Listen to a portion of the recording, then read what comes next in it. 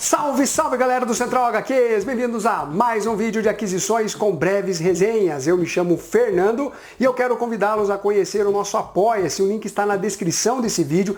Temos recompensas bem legais, vídeos antecipados, participação no grupo de exclusivos do Central HQs, sorteios de quadrinhos e também a participação de lives para falar sobre quadrinhos, filmes e tudo mais. Além disso, nós temos dois grupos de promoções, tanto no Telegram como no WhatsApp. E os participantes concorrem a sorteios mensais.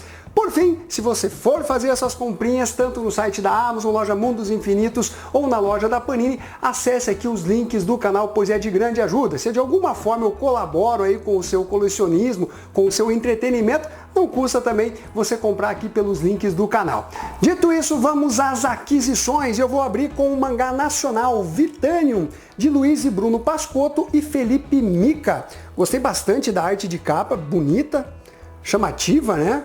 Olha só. Uma edição no formato padrão dos mangás, capa cartonada e papel couché colorido. Galera, é uma edição, se considerarmos o padrão, né, dos mangás, uma edição luxuosa, com bom acabamento gráfico, na verdade, ótimo acabamento gráfico, realmente uma edição bem caprichada. Eu vou estar resenhando em breve este material aqui no canal. Ainda com os mangás, nós temos Duranqui, da editora Panini Comics, do estúdio Gaga, com obra original e produção por Kentaro Miura. Saudoso Kentaro Miura, né, criador da obra Berserker.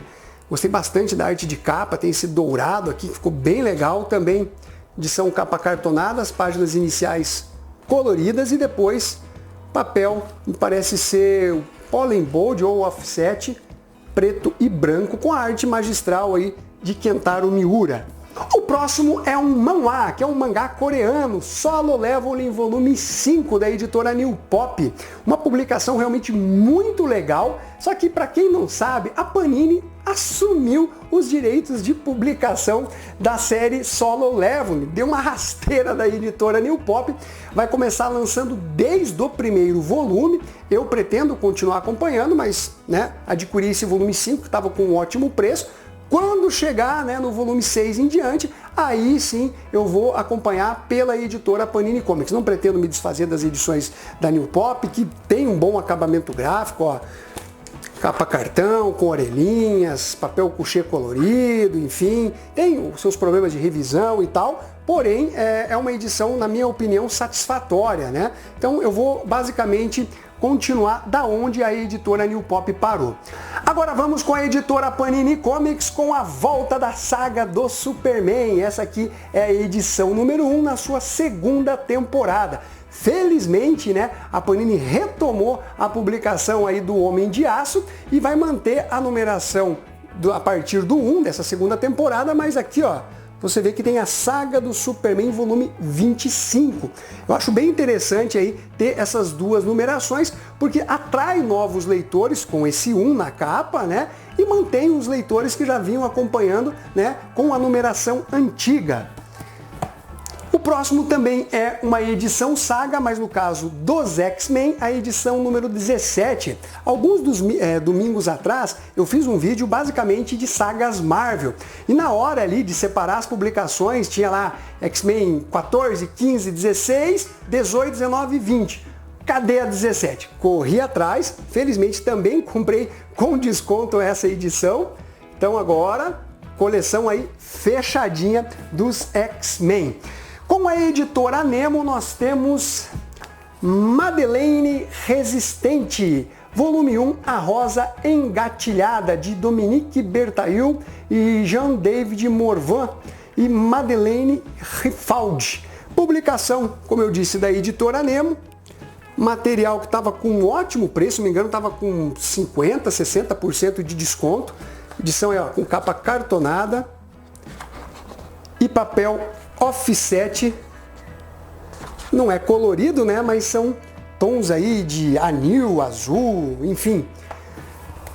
Com a editora Dark Side Books, nós temos Mal-Estar, de Antoine Maillard, publicação que teve resenha aqui no canal Central HQs por um dos apoiadores. Eu não me recordo se foi o Pedro ou foi o Sérgio que comentou esse material. E aí, como ele falou muito bem da publicação, acabei adquirindo também com um bom desconto. Pretendo aí resenhar esse material aqui para vocês. E para finalizar, vamos com a editora Lawrence, com materiais que foram financiados via Catarse. Tenho aqui em mãos A Vrac, de Ricardo Barreiro e Henrique Bretti, que desenha demais. Edição muito bonita, olha só. Material em capa dura, que aguarda, com papel offset preto e branco. Além desta edição A Vrac, nós temos mais Henrique Bretti, mas com uma parceria com Carlos Trilho. Nós temos Alvar Maior. Eu tenho em mãos aqui as 3 edições e você repare que forma meio que uma coleçãozinha, né? Mesmo padrão e tal. Bem legal, né? Por conta do Henrique Bretti. Então aqui eu tenho em mãos o volume 1, todas as edições aí em capa dura, tá?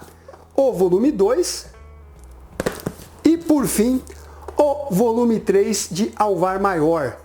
Publicações que, quem sabe aí, né, eu faça a resenha desses materiais aqui no canal Central HQs. Agora nós vamos às breves resenhas. Começando, como sempre, com o quadrinho italiano Bonelli, Os Grandes Enigmas de Martin Mistério, o Detetive do Impossível, volume 7, A Grande Farsa. Publicação da Mitos Editora.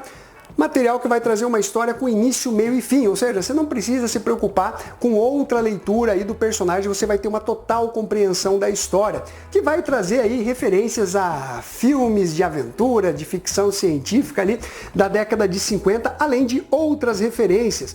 O Martin Mistério está descansando, passando as férias lá no México, em Cancún, e aqui mostra uma brincadeira, né? Enquanto ele está todo compenetrado, lendo os livros, várias coisas acontecem ao redor dele.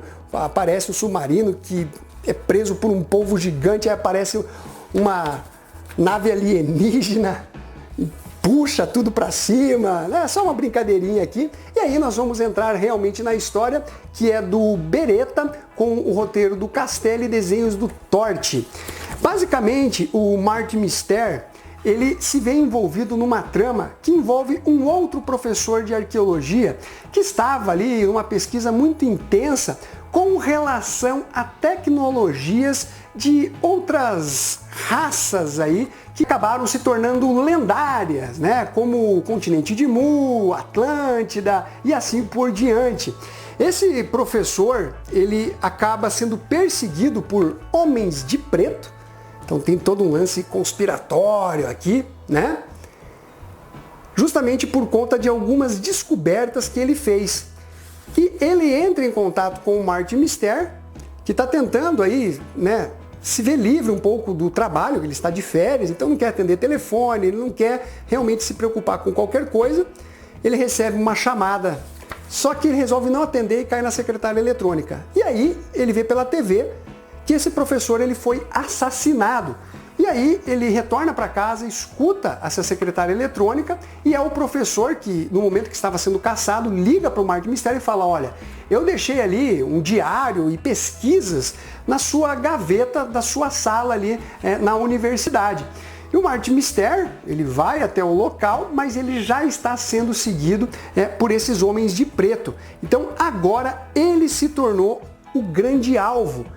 A vida dele corre risco, até que várias coisas vão acontecendo dentro da história, não quero entrar muito em detalhes, mas ele vai parar novamente lá no México. E ele não faz ideia, né, de como ele chegou àquele destino, porque ele já não estava mais em Cancún, ele já tinha retornado para sua casa, para sua cidade.